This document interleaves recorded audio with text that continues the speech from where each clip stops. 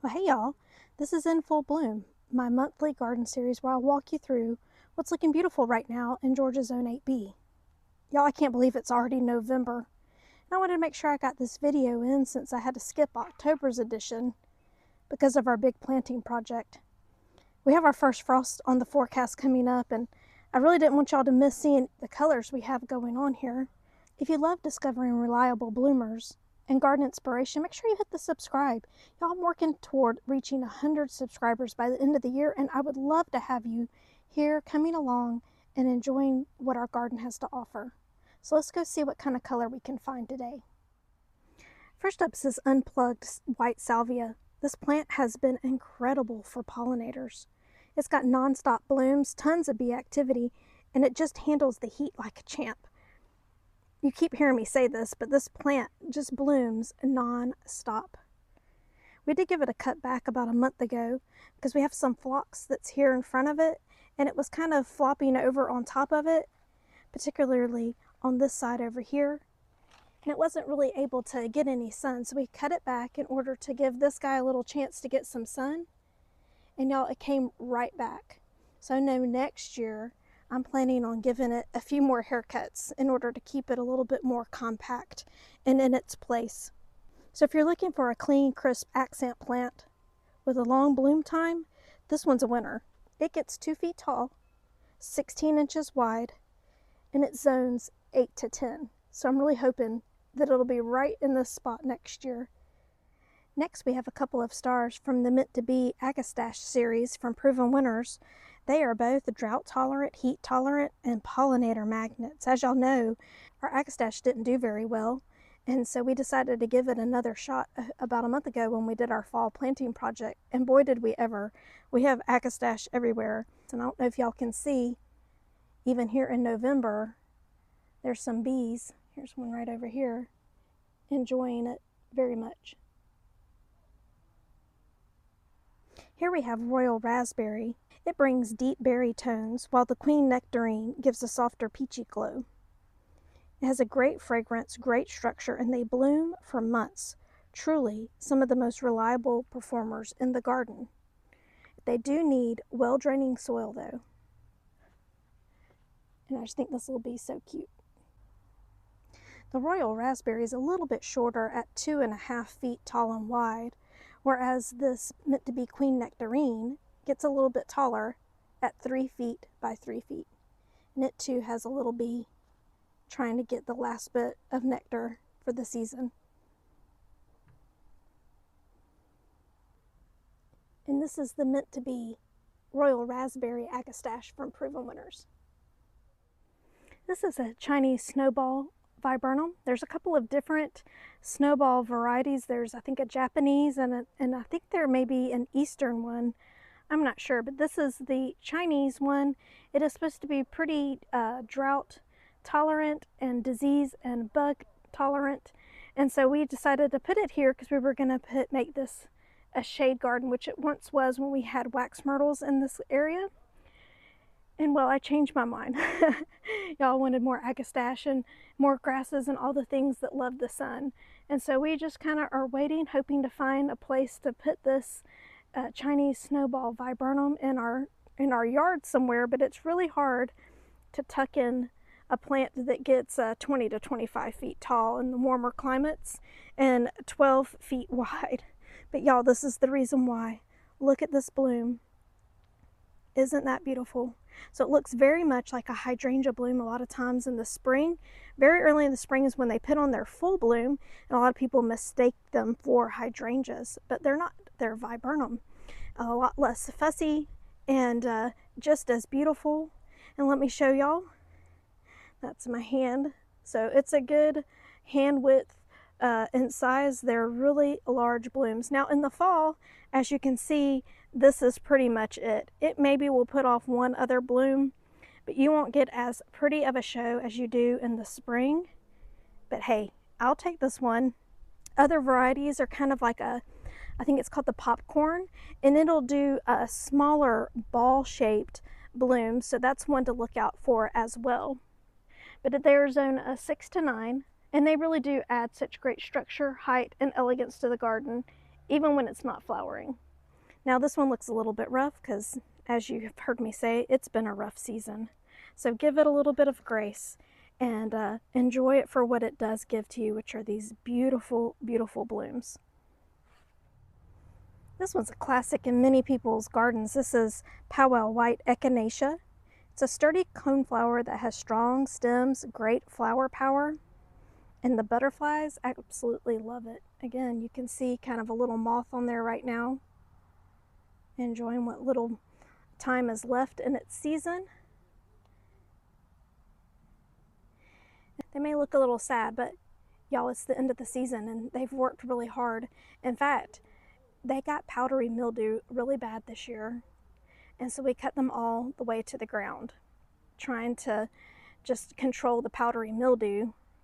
And they came back not quite as tall and definitely not as floriferous, but they did put on a show, and I'm glad that we got to see more of it instead of their season ending earlier this summer. I can only hope now that they can keep from getting the Aspergillo disease that is just plaguing our garden. And one of the problems that we do have with the powdery mildew is that it's from our overhead sprinkler is hitting this bed some, and we didn't realize it and are not really sure how we're going to control it, because we can't really cut back on the sprinkler because then the grass doesn't get in all of the areas. So there's just a little bit of overlap here, and so we've got to figure out a good way to control that.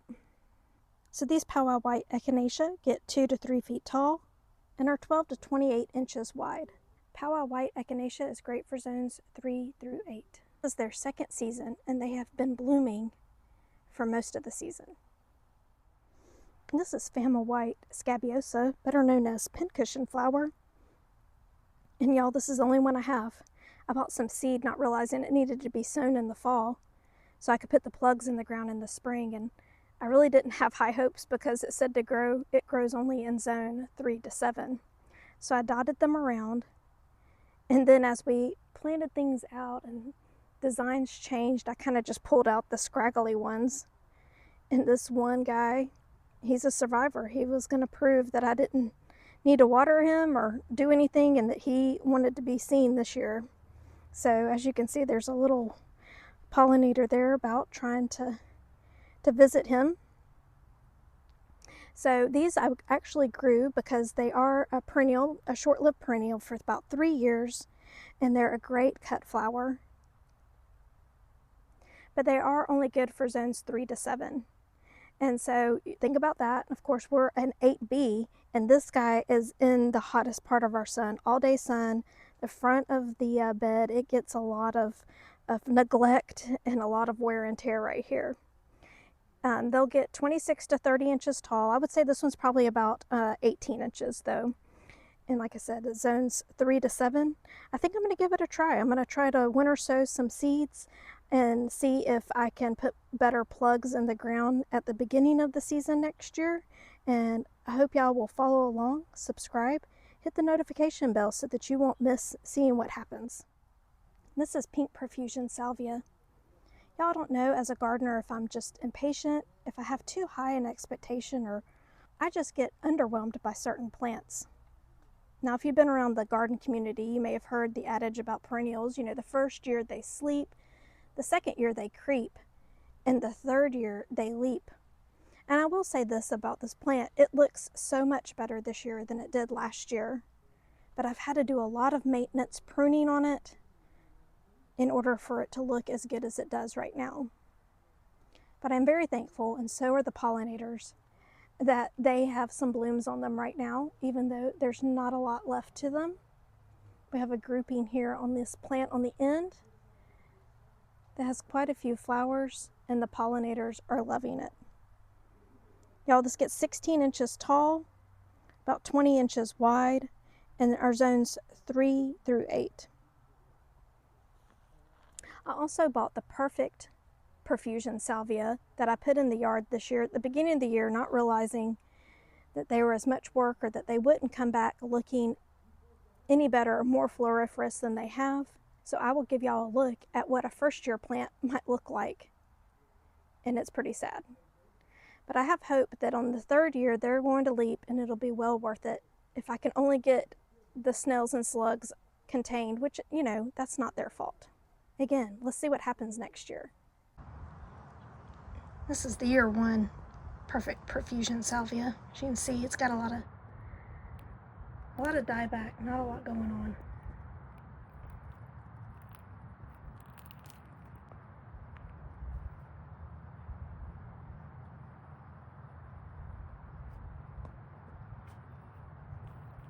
So it kind of makes you understand how well the pink Profusion has done when it started out looking like this. Alright y'all, this is Denim and Lace Russian Sage, and we have 3 of them here, and they're in all different stages. The one in the middle we've had in this place for the longest, and the ones on the end we've moved in from other parts of the garden. But they get about a little over 2.5 feet tall, almost 3 feet wide, or a little over 3 feet wide. So they're very much new plants. We got them as gallons from a big box store. They love sun. We have them in full sun, and they like drought, though all drought plants still need water. So they give off a beautiful purple bloom, and they have struggled and have come back, and I'm so thankful because I thought we were going to have to get rid of them. But I love the ferny texture that they have, and the blooms, y'all. They're just so different than anything else that we have in the garden. So you can see some of the plants have some dead spots in them, and that's where I thought they weren't going to make it. And then they would flush again, and then that would die, and then they would flush again, and then that would die. And right now they seem to be doing pretty well. So I'm hoping that means next year we'll have bigger, fuller plants. I sure hope that the camera can give y'all a good idea of what this looks like. So this is Little Lemon Solidago, and it's one of the newer varieties to our garden. You know, I got this one because it is a native powerhouse. It buzzes with pollinators, and it gives the garden that yellow fall glow that I was hoping to extend the color this season. Now these two, there's 2, I got all 3 at the same time, and 2 of them have kind of already gone over, where that one still has quite a few blooms on it.